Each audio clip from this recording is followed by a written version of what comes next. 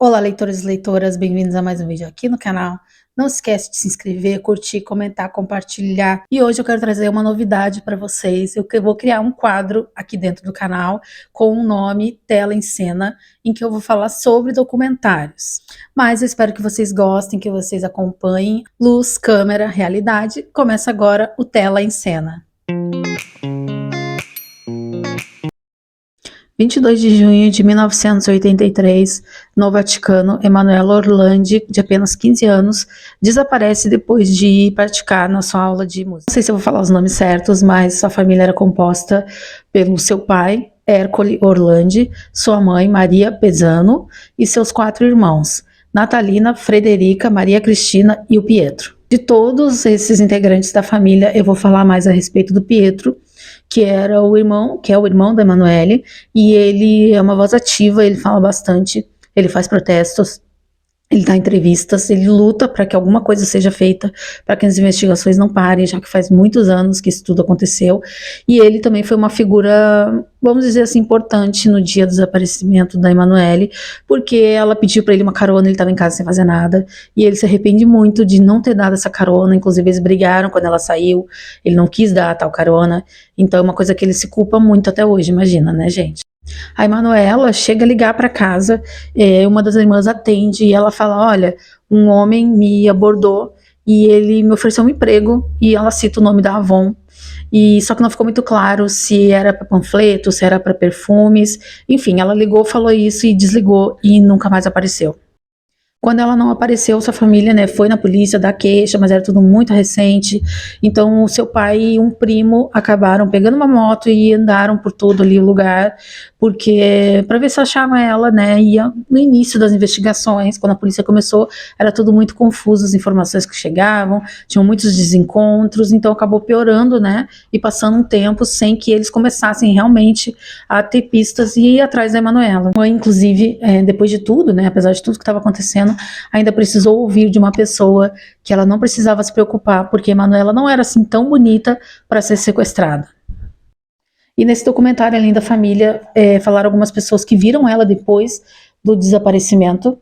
Uma das teorias é de que a máfia estaria envolvida nesse sequestro, nesse desaparecimento, e é citado o nome de uma banda, Della Magliana, eles faziam parte, né, da máfia, e o namorado de uma das meninas lá, das mulheres, que ela fala no documentário, ela diz que ele pediu para ficar na casa dela, algo do tipo, e ela aceitou, eles foram, e aí ela viu que a Emanuela estava num quarto, presa, né, quando ela viu realmente, ela sabia que tinha alguém lá presa, porque ela escutava gemido, choro, então ela, quando viu, ela falou para ele, tipo, o que tá acontecendo, né, em que confusão tu me meteu? Eu sei que essa menina que tá desaparecida, porque tinham muitos cartazes espalhados por todo lugar.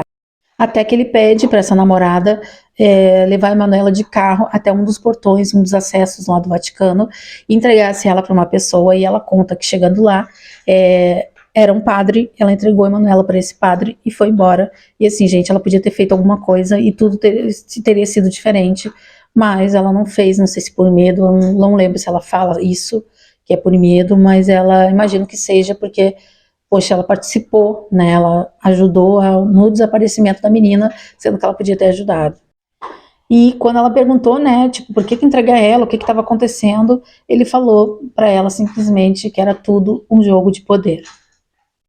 Outra teoria, claro, que é que o Vaticano estaria por trás disso tudo. Inclusive surgiu depois uma história de uma amiga dela, ela aparece também no documentário, não aparece porque tá borrada e tudo mais, mas ela fala que a Emanuela uma vez ligou para ela e disse: ó, fulana, elas eram amigas, fulana, vamos se encontrar em tal lugar, eu preciso conversar. E aí foi até fora do Vaticano que elas conversaram, e ela falou que um dia estava lá num dos jardins do Vaticano, e que uma pessoa, e ela não deixou claro se era um padre, o que era, né, um funcionário, mas ela disse, essa amiga disse que alguém próximo do Papa abordou ela, né, de maneira, vocês entendem o que eu quero dizer.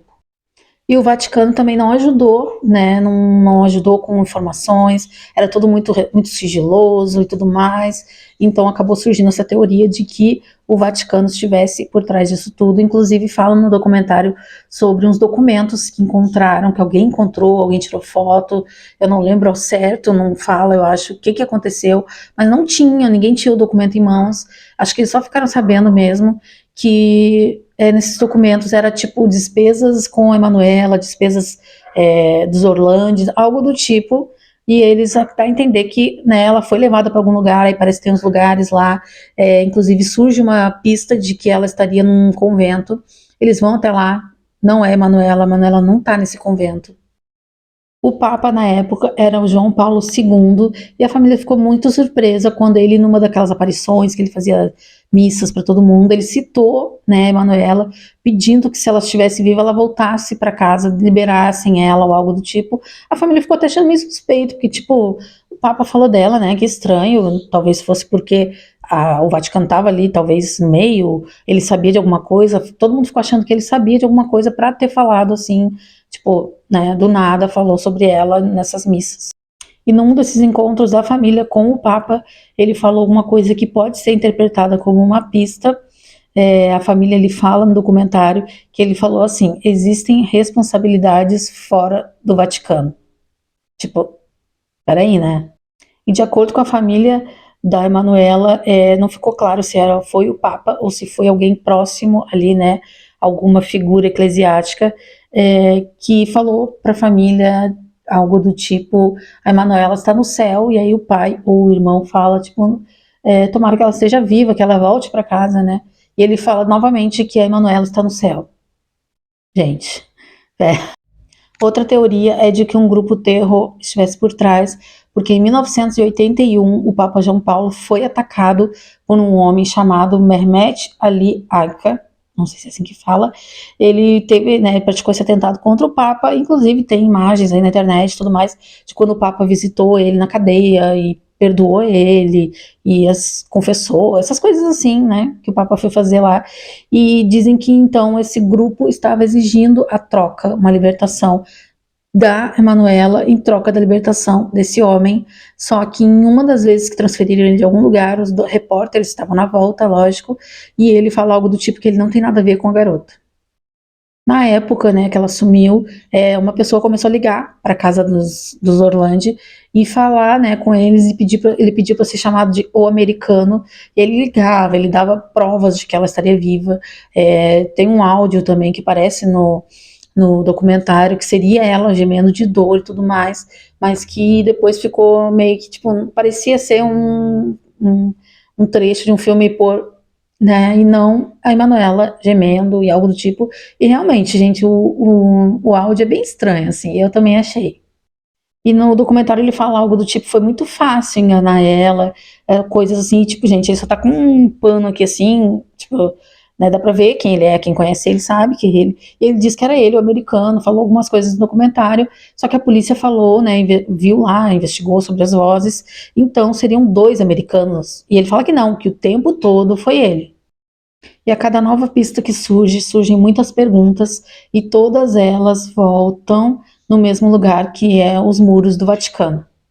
O pai da Emanuela faleceu em 2004 e ele falou para o filho, Pietro, não pare, vá até o fim. O que foi, né, o que o filho ficou essa promessa para o pai, e é por isso que ele faz protestos, ele aparece, dá entrevistas e conta as coisas. Tem um livro também, eu não sei ao certo se foi ele que escreveu, mas também tem algumas coisas ali, sobre o desaparecimento da Emanuela.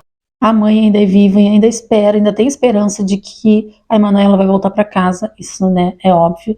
Eu vou falar uma coisa que eu acho que é bem importante falar, que surgiram algumas pistas de que ela estaria enterrada em uma igreja ou algo do tipo ali do Vaticano, num túmulo de uma princesa, e pediram autorização para o Vaticano para abrir aquele túmulo e ver se a Emanuela estava ali, se restos, coisas do tipo. Abriram, não tinha nada, inclusive nem tinha nada dessa tal princesa. E tipo, eu fiquei pensando, por que o Vaticano, né, autorizou assim do nada? Porque sabe, ó, não tem nada da Emanuela lá. Ou tipo, vamos tirar de lá. Ou então, ninguém vai perceber que não tem ali nada da tal princesa. Eu não sei, né, não entendo, então eu não sei se esses túmulos são simbólicos. Não sei direito, então ficou uma coisa bem, bem estranha, né? Em 2022, a Netflix lançou o documentário chamado A Garota Desaparecida do Vaticano. É uma série curta, assim, só uma temporada, mas é bem esclarecedora, tem essas pessoas falando, então eu recomendo que vocês assistam. Me conta aí se vocês já conheciam o caso, se vocês assistiram ao documentário, se vocês vão assistir, se vocês também ficam bem indignados com a parte da mulher ter, né, estado com ela e não ajudou, poderia ter feito alguma coisa, gente. Mas é isso, espero que vocês tenham gostado e até o próximo vídeo.